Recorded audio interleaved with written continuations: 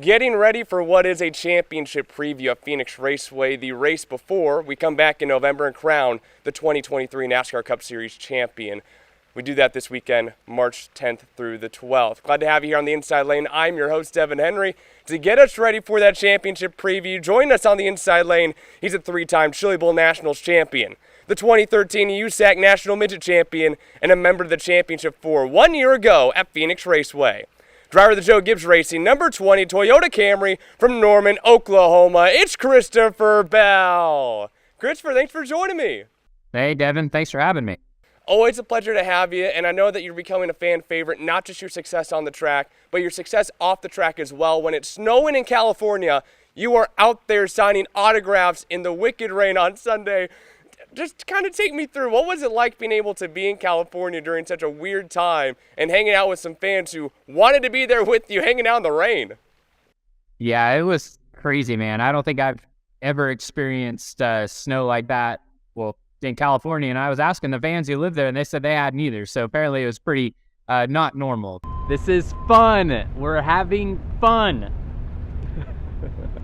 You know, those fans were diehard fans. It was in the 30s and pouring rain and huge snowflakes coming down. So I figured if they were going to endure the weather, then I needed to too.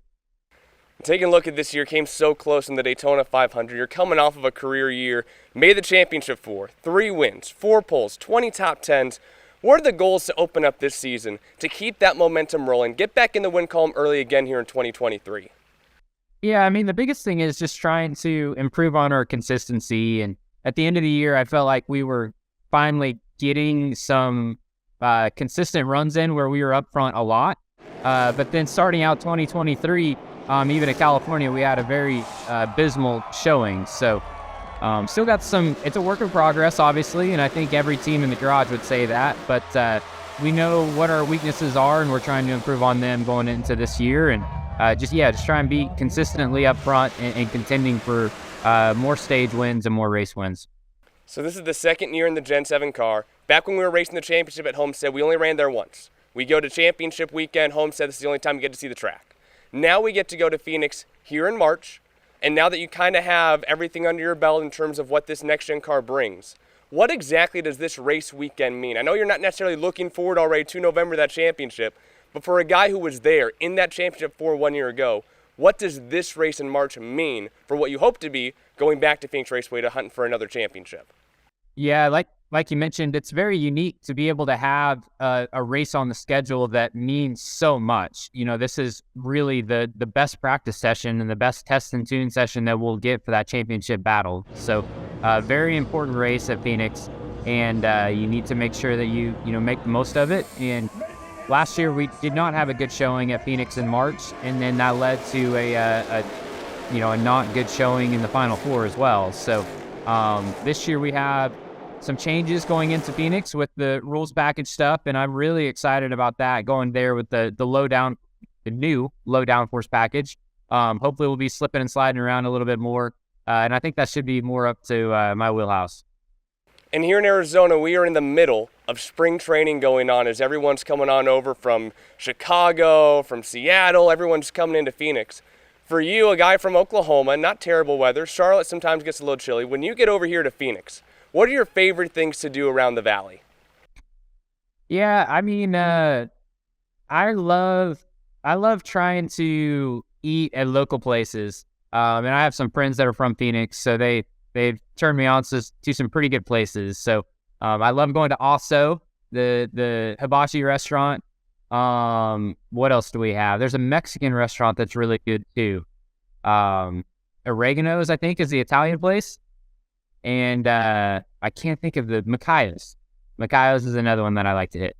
Yeah, those are definitely some favorites here from the locals too. And as we continue to move through this year, something kind of new for you is moving into ownership. Now, you're really tight with the Kemenoff family. In fact, you married one of them. Now you're going into business with another one. You've kind of dabbled in dirt racing ownership, kind of a thing with Chad Both, but that was more so for you to race. Now you guys have a multi-car team, including a sprint car, where it's other people racing. Now you're teaming up with the Kemenoffs.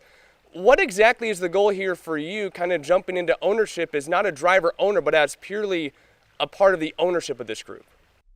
Yeah, well, it's a lot of fun for me to be able to have young drivers in the cars, and from my micro sprint stuff that I've had for the last couple of years, I've really enjoyed being able to crew chief the cars and just work with a handful of different drivers, and adding Brian Kemenall to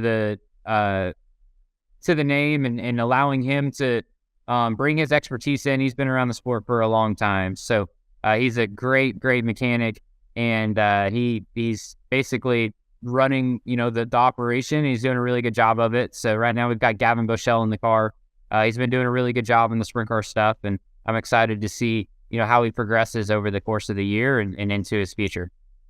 And before I let you go, we got to talk about the person who runs the Bell household, of course, that being Sadie, the beloved dog across the world. So I got to know about Sadie, though. You get to take her to the track sometimes. Sometimes she's in the RV. What kind of dog is Sadie at the racetrack when she gets to go there, and how often does she actually get to go to the track? Yeah, she went to the races quite a bit the last couple of years. She hasn't gone to any of the races this year. And then the West Coast stuff is just really hard because it's a really long plane flight out there, so we don't bring her to any of the Phoenix, Vegas, or California trip. But yeah, I mean, she doesn't really know if she's at the racetrack or not. She just gets mad whenever we have to go to work and get in the cars. So, but if you do bad, if you have a bad run, it's always nice to be able to come back to the motorhome, and she's happy to see you. She doesn't know if you win or lose. And so over at Joe Gibbs Racing, you're starting to become kind of one of the veterans over there. Of course, you made the championship 4. You got the youngster Ty Gibbs kind of join along. And last time I talked to you, we were kind of talking about you being like a dirt racing missionary. As Truex is kind of dabbling in dirt racing. Of course, Kyle Busch is kind of jumping into dirt racing with his son Brexton. But what are kind of the conversations in the garage right now around dirt racing when you get a guy like Ricky Stenhouse Jr. winning the Daytona 500, Kyle Larson's doing all of his things, you're still doing your stuff. What is kind of the discussions around dirt racing in the garage right now? Well, I mean, I don't know if there's specific conversations about dirt racing, but it does seem like racing in general is becoming more unified. And before we always had that like big separation between dirt track and pavement track and short track and NASCAR and stuff like that. And it kind of seems like it's all merging together, which I think is healthy for the sport. And I think it's great to see a guy like Kyle Busch who has not done any dirt track racing his entire life, and now his kids are starting to race, and he's dabbling in it himself. So I think that's really cool. Martin Truex ran a midget, I think it was last year or 2 years ago, at a Toyota function. So yeah, it's really cool to see racing unified. Well, Christopher, I appreciate your time, man. Looking forward to seeing what you guys bring in that number 20 car this year. Best of luck to you on this West Coast swing. Hope to see you again at Phoenix Fine for a championship again. Thanks, Devin. We'll talk to you later.